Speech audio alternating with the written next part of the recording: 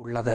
ഘ്രാണം ച രസനാചക്ഷുസ്ത്വക് ശ്രോത്രമിന്ദ്രിയാണി ച കർമ്മേന്ദ്രിയാണി ചാന്യാനി ത്വത്ത സർവം മഹേശ്വരി. മൂക്ക്, നാക്ക്, കണ്ണ്, ത്വക്ക്, കാത്, പഞ്ചഭൂതങ്ങൾ, പഞ്ചതന്മാത്രകൾ, ജ്ഞാനേന്ദ്രിയങ്ങൾ എന്നീ ജ്ഞാനേന്ദ്രിയങ്ങളും കാല്, കയ്യ് തുടങ്ങിയ വാക്ക്, പാണി, പാദം, പായു, ഉപസ്ഥം.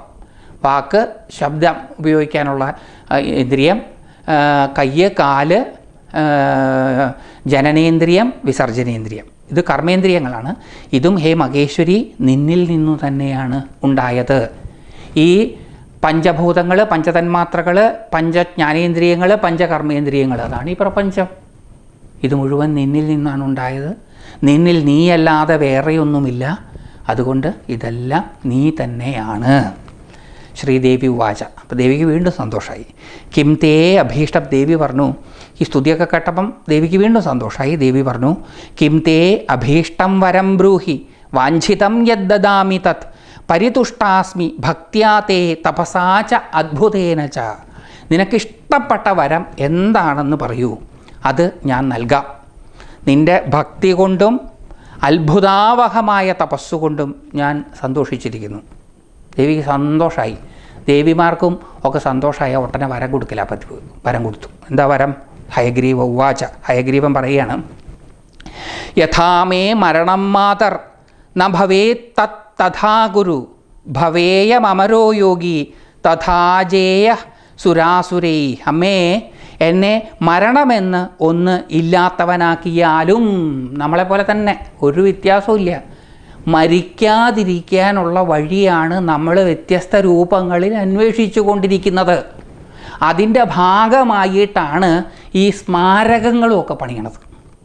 തട്ടിപ്പോവാൻ കിടക്കുന്ന എല്ലാവരുടെ ഉള്ളിലും ഒരു ആഗ്രഹമുണ്ടാകും, തനിക്കും ഒരു സ്മാരകമാരെങ്കിലും പണിയണം. ശരിക്കുമുള്ള മഹാത്മാക്കൾക്ക് മാത്രമേ സ്മാരകം വേണ്ട, തനിക്ക് എന്ന ചിന്തയുണ്ടാവുകയുള്ളൂ. അങ്ങനെയുള്ളൊരു മഹാത്മാവിനെ ഞാൻ നേരിട്ട് കണ്ടിട്ടുണ്ട്. ഞാനൊരിക്കൽ അദ്ദേഹത്തിനോട് ചോദിക്കുകയും ചെയ്തിട്ടുണ്ട്, അങ്ങയുടെ മരണശേഷം അങ്ങേക്ക് സ്മാരകങ്ങൾ എന്തെങ്കിലും ശിഷ്യന്മാർ ഉണ്ടാക്കിത്തരികയാണെങ്കിൽ അത് വേണോ? എന്താണ് അങ്ങയുടെ സ്മാരകമായിട്ട് അങ്ങ് ഉദ്ദേശിക്കുന്നത് എന്ന് ചോദിച്ചപ്പോൾ അദ്ദേഹം പറഞ്ഞത്, എനിക്ക് സ്മാരകങ്ങളൊന്നും വേണ്ട, എൻ്റെ ആശയങ്ങളാണ് നിലനിൽക്കേണ്ടത്, അതാണ് എൻ്റെ സ്മാരകങ്ങൾ എന്നാണ്. അദ്ദേഹത്തിൻ്റെ പേര് മാധവജി എന്ന മഹാവ്യക്തി ആയിരുന്നു. അദ്ദേഹത്തിന് പിൽക്കാലത്ത് അദ്ദേഹത്തിൻ്റെ തന്നെ ശിഷ്യന്മാർ സ്മാരകം പണിതു എന്നുള്ളത് മറ്റൊരു വൈരുദ്ധ്യവും ആണ്. അപ്പം ഇവിടെ എല്ലാവരുടെ ആഗ്രഹവും മരിക്കരുത് മരിക്കരുത് മരിക്കരുത് മരിക്കരുത് എന്നാണ് എല്ലാവരുടെ ആഗ്രഹവും. അതിനാണ് നമ്മൾ ഈ കോസ്മെറ്റിക്സ് ഒക്കെ കണ്ടുപിടിച്ചിട്ടുള്ളത്. ജരാനരകൾ മരണത്തിൻ്റെ സൂചകമാണ് എന്ന് മനസ്സിലാക്കിയ മനുഷ്യൻ ജരാനരകളെ മറയ്ക്കാൻ കോസ്മെറ്റിക്സ് കണ്ടുപിടിച്ചു. ശ്വാസം പോയാൽ തട്ടിപ്പോകുമെന്ന് മനസ്സിലാക്കിയ മനുഷ്യൻ ശ്വാസം പോകാതിരിക്കാൻ വെന്റിലേറ്ററുകൾ കണ്ടുപിടിച്ചു.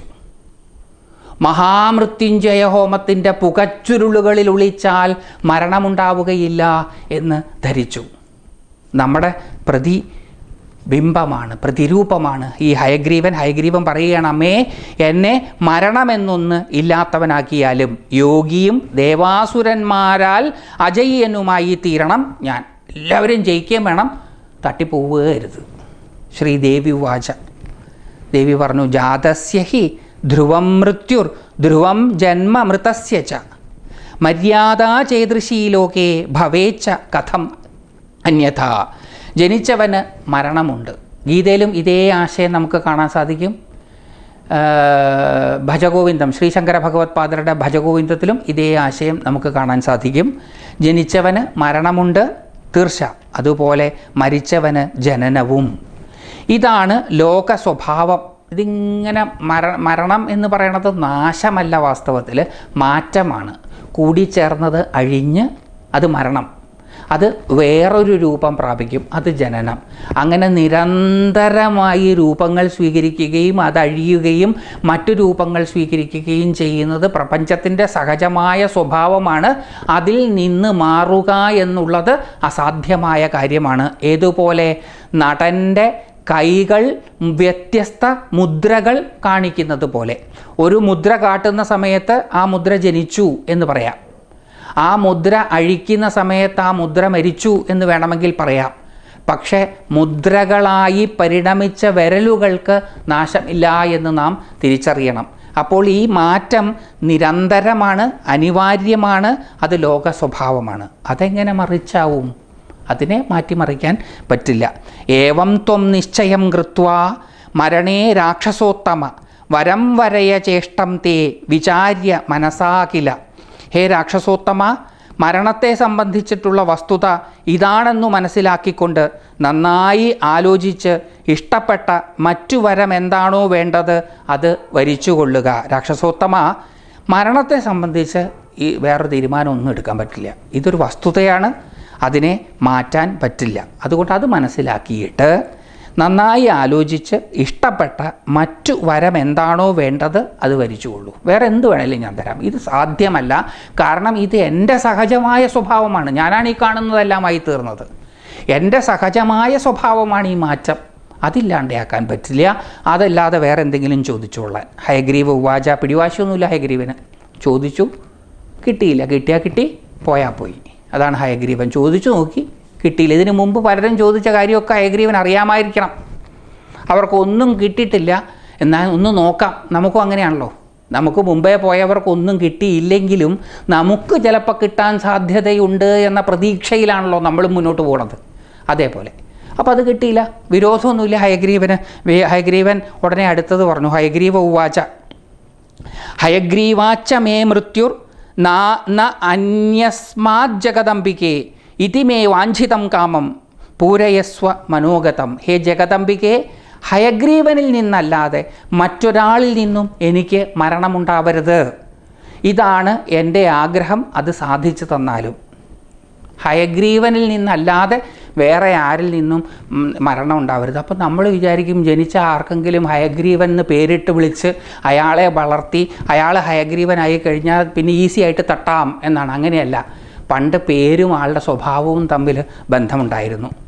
പേരിനെ അന്വർത്ഥമാക്കത്തക്ക വിധത്തിൽ ജീവിച്ചിരുന്നവർ, ജീവിത പ്രവൃത്തികളിലൂടെ പേരുകൾ നേടിയവർ, അങ്ങനെയുള്ളവരാൽ മാത്രമേ, അങ്ങനെ ഹയഗ്രീവൻ എന്ന പേരിനെ അന്വർത്ഥമാക്കത്തക്ക വിധത്തിൽ ജീവിക്കുന്നവൻ, അല്ലെങ്കിൽ ജീവിത പ്രവൃത്തികളിലൂടെ ഹയഗ്രീവൻ എന്ന പേര് സമ്പാദിച്ചവൻ, അങ്ങനെയുള്ളവർക്ക് മാത്രമേ എന്നെ കൊല്ലാൻ പാടുള്ളൂ. ഇതാണ് എൻ്റെ ആഗ്രഹം. അത് സാധിച്ചു തന്നാലും. ശ്രീദേവി ഉവാച ഗൃഹം ഗച്ഛ മഹാഭാഗ കുരുരാജ്യം യഥാസുഖം ഹയഗ്രീവാദൃതേ മൃത്യുർ നതേ നൂനം ഭവിഷ്യതി. ഭാഗ്യശാലിയായിട്ടുള്ളവനെ ഭവനത്തിലേക്ക് പോയിക്കൊള്ളൂ, എന്നിട്ട് യഥാസുഖം രാജ്യകാര്യങ്ങൾ നിർവഹിച്ചുകൊള്ളൂ. ഹയഗ്രീവനിൽ നിന്നല്ലാതെ നിനക്ക് നിശ്ചയമായും മൃത്യു സംഭവിക്കുകയില്ല. നിനക്ക് തുല്യനായിട്ടുള്ള ഒരാളിൽ നിന്നോ അല്ലെങ്കിൽ നിന്നേക്കാൾ ഉയർന്ന ഒരാളിൽ നിന്നോ അല്ലാതെ നിനക്ക് വേറെ ഒരാളിൽ നിന്നും മൃത്യു ഉണ്ടാവുകയില്ല. നീ ധൈര്യമായിട്ട് പോയിക്കൊള്ളൂ. ഇതി ദത്വാ വരം തസ്മാ അന്തർധാനം ഗതാ തഥാ മുദം പരമികാം പ്രാപ്യ സോങ്കപി സ്വഭവനം ഗത. ഇങ്ങനെ വരം നൽകിയിട്ട് ദേവി അന്തർധാനം ചെയ്തു. അപ്രകാരം വരം ലഭിച്ചാൽ അത്യധികം സന്തുഷ്ടനായി, വരം ലഭിച്ചതിൽ അത്യധികം സന്തുഷ്ടനായി അവനും സ്വഭവനം പ്രാപിച്ചു. സന്തോഷമായി. ദേവി കൊടുത്തു, ദേവിക്ക് സന്തോഷമായി. ഹയഗ്രീവൻ വാങ്ങിച്ചു, അതിൽ ഹയഗ്രീവനും സന്തോഷമായി. സന്തോഷമായിട്ട് ഉടനെ ഹയഗ്രീവന് സന്തോഷമായാൽ ഉടനെ ആർക്കാ ബുദ്ധിമുട്ടാവുക? മമതാപൂരിതരായവർ അസുരന്മാർ, ഞാൻ എൻ്റേത് എനിക്കുള്ളതിന് വേണ്ടി മാത്രം പ്രവർത്തിക്കുന്നത് അസുരന്മാർ. അവർക്ക് എന്തെങ്കിലും വരം കിട്ടിയാൽ ആർക്കാ ബുദ്ധിമുട്ടുണ്ടാവുക? മമതാരഹിതർക്ക്. അപ്പോൾ എന്തുണ്ടായി? സ പീഡയതി ദുഷ്ടാത്മാ മുനീൻ വേദാംശ്ച സർവശ ന കോപി വിധൃതേ തസ്യ ഹന്താദ്യ ഭുവനത്രയേ. ഹന്താദ്യ ഭുവനത്രയേ. അവൻ വരപ്രമത്തനായി മുനിമാരെയും വേദങ്ങളെയും ഹിംസിക്കുവാൻ തുടങ്ങിയിരിക്കുന്നു. അവനെ വധിക്കാൻ ഇന്ന് മുപ്പാരിലും ആരും ഇല്ലെന്ന നിലയിലാണ്. വരപ്രമത്തനായി തീർന്ന അങ്ങനെയാണ്. സ്വാർത്ഥമതികൾക്ക് വരം കിട്ടിയാൽ സ്വാർത്ഥലാഭത്തിന് വേണ്ടി അവർ അത് ഉപയോഗിക്കും. അപ്പോൾ നിസ്വാർത്ഥമതികൾക്കും നിഷ്പക്ഷമതികൾക്കും ബുദ്ധിമുട്ടുണ്ടാകും. ഇതൊക്കെ അന്ന് കാലത്ത് മാത്രമല്ല, ഇന്നും അങ്ങനെ തന്നെയാണ്. എക്കാലത്തും ഇങ്ങനെ തന്നെയാണ്. പുരാണങ്ങളൊന്നും പഴയതല്ല, അതെക്കാലവും പുതിയതാണ്. തസ്മാത് ശീർഷം ഹയസ്യാസ്യ സമുദ്ധൃത്യ മനോഹരം ദേഹേത്ര വിശിരോ വിഷ്ണോസ്ത്വഷ്ട സംയോജയിഷ്യതി. അതിനാൽ മനോഹരമായ ഒരു ഹയശിരസ്, കുതിരയുടെ ശിരസ് കൊണ്ടുവന്ന് ശിരസറ്റു പോയ വിഷ്ണുവിൻ്റെ ശരീരത്തിൽ ത്വഷ്ടാവ് ചേർത്ത് വയ്ക്കട്ടെ. ദേവി പ്രതിവിധി പറയുകയാണ്, ഈ തലയറ്റു പോയത് ഹയഗ്രീവനെ തട്ടാൻ വേണ്ടിയിട്ടാണ്. ഇതൊക്കെ കംപ്ലീറ്റ്ലി പ്ലാൻഡാണ്, കംപ്ലീറ്റ്ലി പ്ലാൻഡാണ്. എല്ലാ നേരത്തെ പ്ലാനാണ്. തലയറ്റു പോകുന്നത് പ്ലാൻഡാണ്. ഹയഗ്രീവന് വരം കൊടുത്ത് ഇതെല്ലാം പരസ്പരം കണക്റ്റഡാണ്. ഈ പ്രപഞ്ചത്തിൽ ഉണ്ടാകുന്ന സകല സംഭവങ്ങളും തമ്മിൽ ഒരു പാരസ്പര്യമുണ്ട്, ഒരു കണക്ഷനുണ്ട്. ഇതിന്ന് ആധുനിക ശാസ്ത്രവും തിരിച്ചറിഞ്ഞിരിക്കുന്നു. കെയോസിലെ, ഫിസിക്സിൻ്റെ ശാഖയായിട്ടുള്ള കെയോസിലെ ബട്ടർഫ്ലൈസ് എഫക്റ്റ് അതിനെ പ്രതിപാദിക്കുന്നു. ആഫ്രിക്കൻ വൻകാടുകളിൽ തേൻ ശേഖരിച്ചുകൊണ്ടിരിക്കുമ്പോൾ പൂമ്പാറ്റയുതിർക്കുന്ന ചിറകടിയുടെ അനുരണനം കാലിഫോർണിയയിൽ ഒരു വലിയ കൊടുങ്കാറ്റിന് സാധ്യതയുണ്ടാക്കുന്നു. പ്രപഞ്ചത്തിലെ എല്ലാം പരസ്പരം ബന്ധപ്പെട്ട് കിടക്കുന്നു. ഇംഗ്ലീഷിലെ ഒരു കവി, പേര് ഞാൻ പെട്ടെന്ന് ഓർക്കുന്നില്ല ആ കവിയുടെ, ലോങ് ഫെല്ലോ ആണോ എന്ന് എനിക്ക് തോന്നുന്നു. അദ്ദേഹം പ്രകൃതിയെക്കുറിച്ച് ഒരുപാട് പാടിയ ഇംഗ്ലീഷ് കവിയാണ്. അദ്ദേഹത്തിൻ്റെ കവിതകളിൽ ഒരിടത്ത് എഴുതിയിരിക്കുകയാണ്, ഒരു പൂവിറുക്കുന്ന സമയത്തുണ്ടാകുന്ന അനുരണനം അങ്ങ് വിദൂരതയിലുള്ള നക്ഷത്രത്തിൽ ഞെട്ടലുളവാക്കുന്നു എന്നാണ്.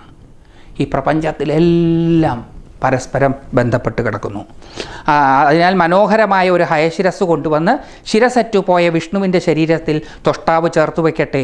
ഹയഗ്രീവോധ ഭഗവാൻ ഹനിഷ്യതി തമാസുരം പാപിഷ്ഠം ദാനവം ക്രൂരം ദേവാനാം ഹിതകാമ്യയ. ഹയഗ്രീവനായി തീർന്ന ഭഗവാൻ, ഹയഗ്രീവ പേര് സാമ്യായി, പ്രവൃത്തി സാമ്യായി, എല്ലാം കൊണ്ടും ശ്രേഷ്ഠനുമായി. ഹയഗ്രീവനായി തീർന്ന ഭഗവാൻ പാപിഷ്ഠനും ക്രൂരനുമായ ആ അസുരനെ ദേവഹിതത്തിന് വേണ്ടി ഹനിച്ചുകൊള്ളും. അപ്പോൾ അമംഗളകരമാണ് എന്ന് തോന്നിച്ചിരുന്ന ഒരു സംഭവം മംഗളകരമാക്കി മാറ്റി ദേവിയുടെ അനുഗ്രഹം കൊണ്ട്. സൂത ഉവാച, സൂതൻ ഋഷിമാരോട് പറയുകയാണ്. ഇത്രയും നേരം ദേവിയാണ് പറഞ്ഞത്, ഇനി സൂതൻ ബാക്കി നടന്ന സംഭവങ്ങളെ വിശദീകരിക്കുകയാണ്. ഏവം സുരാംസ്തദാഭാഷ്യ ശർവാണി വിരരാമഹ ദേവാസ്തദാദി സന്തുഷ്ടാസ്തമോചുർ ദേവശില്പിനം. സർവമംഗളകാരിണിയായ ദേവി ദേവന്മാരോട് ഇങ്ങനെ പറഞ്ഞ് നിർത്തിയപ്പോൾ അത്യധികം സന്തുഷ്ടരായ അവർ ദേവശില്പിയായ വിശ്വകർമാവിനോട് പറഞ്ഞു. അപ്പോൾ ഇവിടെ ലക്ഷ്മി ദേവിക്ക് പെട്ടെന്ന് കോപം വന്നു. ശിരസറ്റു പോകട്ടെ എന്ന് പറഞ്ഞു. ആ ശിരസറ്റു പോയി. ആ ശിരസറ്റു പോയതിന് മറ്റൊരു കാരണവുമുണ്ട്. അപ്പോൾ ഹയഗ്രീവൻ തപസ് ചെയ്യുന്നതിന് മുമ്പാണ് ആദിപരാശക്തി സ്വരൂപിണിയായ അശരീരി ലക്ഷ്മി ദേവിയുടെ കഥ പറഞ്ഞത്. ലക്ഷ്മി ദേവി ശിരസറ്റു പോകട്ടെ എന്ന് പറഞ്ഞത്. അത് കഴിഞ്ഞിട്ടാണ് ഹയഗ്രീവൻ്റെ കഥ പറയണത്. അപ്പം എല്ലാം തമ്മിൽ കണക്റ്റഡാണ്. ഈ പ്രപഞ്ചത്തിൽ എല്ലാ സംഭവങ്ങളും കണക്റ്റഡാണ്. എല്ലാത്തിൻ്റെയും അനുഭവങ്ങൾ എല്ലാവർക്കും ഉണ്ടാകും. അത് ചിലർക്ക് മാത്രം വെച്ചിട്ടുള്ളതൊന്നുമല്ല, അതെല്ലാവർക്കും അതിൻ്റെ ചില ഭാഗങ്ങൾ വന്നും പോയുമൊക്കെ ഇരിക്കും. ഇപ്പോൾ വിശ്വകർമാവിനോട് ദേവി ഇങ്ങനെയൊക്കെ പറഞ്ഞ് മടങ്ങിയപ്പം സന്തുഷ്ടരായ ദേവന്മാർ ദേവശില്പിയായ വിശ്വകർമാവിനോട് ഇങ്ങനെ പറഞ്ഞു. ദേവാഊചുഹു, ദേവന്മാർ പറഞ്ഞു, കുരുകാര്യം സുരാണാം വൈ വിഷ്ണോ ശീർഷാഭിയോജനം ദാനവപ്രവരം ദൈത്യം ഹയഗ്രീവോ ഹനിഷ്യതി. വിഷ്ണുവിൻ്റെ ശരീരത്തിൽ ഹയശിരസ് ചേർത്ത് അങ്ങ് ദേവകാര്യം നിറവേറ്റണം. കുതിരയുടെ തല വെച്ച് ഹെഡ് ട്രാൻസ്പ്ലാന്റേഷൻ നടത്തണം. പിന്നീട് ഹയഗ്രീവനായി തീർന്ന ഭഗവാൻ അസുരമുഖ്യനും പാപിയുമായ ഹയഗ്രീവനെ സംഹരിച്ചു കൊള്ളും. ഈ ഹയഗ്രീവനാണ് വൈഷ്ണവ സംഹിതകളിൽ, പാഞ്ചരാത്രങ്ങളിൽ വിദ്യയുടെ അധിദേവത. വ്യാഴദോഷമുണ്ടെങ്കിലും ഈ ഹയഗ്രീവനെ തന്നെയാണ് പൂജിക്കുകയും പ്രസാദിപ്പിക്കുകയും ചെയ്യുക. ഹയഗ്രീവനാണത്രേ വൈഷ്ണവ സമ്പ്രദായ പ്രകാരം ഹയഗ്രീവൻ്റെ അനുഗ്രഹം കാരണമാണ് സരസ്വതിക്ക് അറിവിനുള്ള ആധിപത്യവും ഒക്കെ ലഭിച്ചത് എന്നാണ്. ആ ഹയഗ്രീവ മൂർത്തിയുടെ അവതാരമാണ് നമ്മളിവിടെ കേട്ടുകൊണ്ടിരിക്കുന്നത്. ഇത് കേൾക്കുമ്പോൾ നമുക്കും ആ ഹയഗ്രീവ മൂർത്തിയുടെ അനുഗ്രഹം കൊണ്ട് അറിവുണ്ടാകാതിരിക്കുകയില്ല.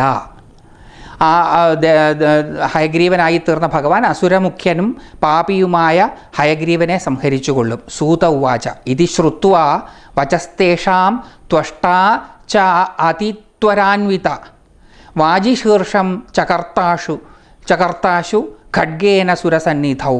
ദേവന്മാർ ഇങ്ങനെ പറഞ്ഞത് കേട്ടപ്പോൾ വിശ്വകർമാവ് അതിവേഗം, പിന്നെ താമസിച്ചില്ല, ദേവന്മാരുടെ മുമ്പിൽ വെച്ച് ഖഡ്ഗം കൊണ്ടൊരു കുതിരയുടെ തല വെട്ടിയെടുത്തു.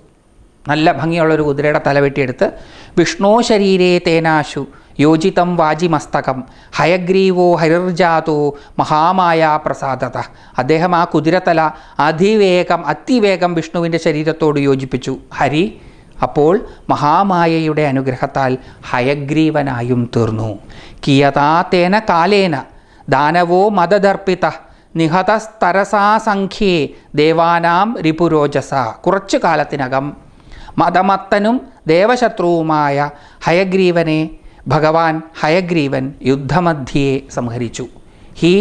ഹയഗ്രീവ ഭഗവാനാണ് പിന്നീട് കമ്പാനദീതീരത്ത് മനുഷ്യരുടെ അജ്ഞാനം കൊണ്ടുണ്ടാകുന്ന ദുഃഖത്തെക്കുറിച്ച് ആലോചിച്ച് ദുഃഖിതനായിരുന്ന അഗസ്ത്യൻ്റെ മുമ്പിൽ പ്രത്യക്ഷപ്പെടുന്നതും ആ അഗസ്ത്യരോട് ദുഃഖനിവൃത്തിക്ക് പരാശക്തിയുടെ പാദഭജനമല്ലാതെ മറ്റൊരു മാർഗവുമില്ല എന്നും ബ്രഹ്മാണ്ഡ പുരാണാന്തർഗതമായിട്ടുള്ള ലളിതോപാഖ്യാനത്തിൽ ഉപദേശിക്കുന്നത്.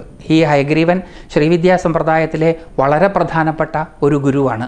പിന്നീട് ഹയഗ്രീവൻ എന്ന ദേവത തൻ്റെ അംശം തന്നെയായ ഹയഗ്രീവ മഹർഷിയെ അഗസ്ത്യരുടെ അടുത്തേക്ക് വിടുകയും ഹയഗ്രീവ മഹർഷിയാണ് പിന്നീട് അഗസ്ത്യർക്ക് ദേവിയുടെ അപദാനങ്ങളെയും ആരാധനാ സമ്പ്രദായത്തെയും പറ്റിയുമൊക്കെ പറഞ്ഞു കൊടുക്കുന്നതും. ഈ ഹയഗ്രീവൻ തന്നെയാണ് വൈഷ്ണവ സമ്പ്രദായ പ്രകാരം മധുകൈടഭന്മാരെ നിഗ്രഹിക്കുന്നതും. അത് നമുക്ക് മധുകൈടഭന്മാരുടെ കഥ പറയുന്ന അവസരത്തിൽ കുറച്ച് കേൾക്കാം. അങ്ങനെ ഭഗവാൻ ഹയഗ്രീവൻ നിഗ്രഹിച്ചു. യജിതം ശുഭമാഖ്യാനം ശൃണ്വന്തു ഭുവി മാനവാ സർവദുഃഖ വിനിർമുക്താസ്തേ ഭവന്തി ന സംശയ. ഭൂമിയിൽ ഈ ശുഭമായ കഥ കേൾക്കുന്ന മനുഷ്യരെല്ലാം സർവദുഃഖങ്ങളിൽ നിന്നും മുക്തരായി തീരുമെന്നതിന് സംശയമില്ല. നമ്മൾ കേട്ടതുപോലെ കേൾക്കണം. അല്ലാതെ വെറുതെ ഈ കഥ എങ്ങാണ്ടോ ഒരിടത്താരോ ഒരാൾക്ക് നടന്നത് എന്ന് ധരിച്ചാൽ ഇത് കൊണ്ട് ഒരു ഗുണം ഉണ്ടാവില്ല. സ്കൂളിൽ ചരിത്രം പഠിക്കുന്നത് പോലെ കഥ കേട്ടാൽ ഒരു ഗുണവും ഉണ്ടാവില്ല. അതിനെ നമ്മളുമായിട്ട് താതാത്മ്യം ചെയ്ത് നമ്മുടെ സ്വാംശീകരിച്ചൊക്കെ നമ്മളിപ്പോൾ കേൾക്കുന്നത് പോലെ കേൾക്കണം. അങ്ങനെ കേട്ടാൽ ശ്രദ്ധാപുരസരമാണ് കേൾക്കുന്നതെങ്കിൽ ഒറ്റ കേൾവിയിൽ മാറ്റമുണ്ടാകും. ഭൂമിയിൽ ഈ ശുഭമായ കഥ കേൾക്കുന്ന മനുഷ്യരെല്ലാം സർവദുഃഖങ്ങളിൽ നിന്നും മുക്തരായി തീരുമെന്നതിന് സംശയമില്ല. മഹാമായാ ചരിത്രം ച പവിത്രം പാപനാശനം പഠതാം ശൃണ്വതാം ചൈവ സർവസമ്പത്തി കാരകം. മഹാമായയുടെ പാവനമായ ഈ ചരിതം പാപത്തെ നശിപ്പിക്കും. ഈശ്വരനിൽ നിന്നുള്ള അകലം പാപം, ഈശ്വരനോടുള്ള അടുപ്പം പുണ്യം. അപ്പോൾ പാപത്തെ നശിപ്പിക്കും എന്ന് പറഞ്ഞാൽ ഈശ്വരനോട് കൂടുതൽ അടുപ്പിക്കും എന്നർത്ഥം. പഠിക്കുന്നവർക്കും കേൾക്കുന്നവർക്കും, ഇത് വായിക്കുന്നവർക്കും വായിച്ച് കേൾക്കുന്നവർക്കും സർവസമ്പത്തുകളും ഉണ്ടാവുകയും ചെയ്യും. അപ്പോൾ ഇത് കേട്ട നിങ്ങളോരോരുത്തർക്കും, ഇത് വായിച്ച എനിക്കും വ്യാസഭഗവാന്റെ അരുൾപ്പാടനുസരിച്ച് സർവസമ്പത്തുകളും ഉണ്ടാകും എന്നാണ്. ആ സന്തോഷത്തോടു കൂടി ഈ അധ്യായത്തെ നമുക്ക് അവസാനിപ്പിക്കാം. ഇതി ശ്രീദേവി ഭാഗവതേ പ്രഥമസ്കന്ധേ പഞ്ചമോധ്യായ.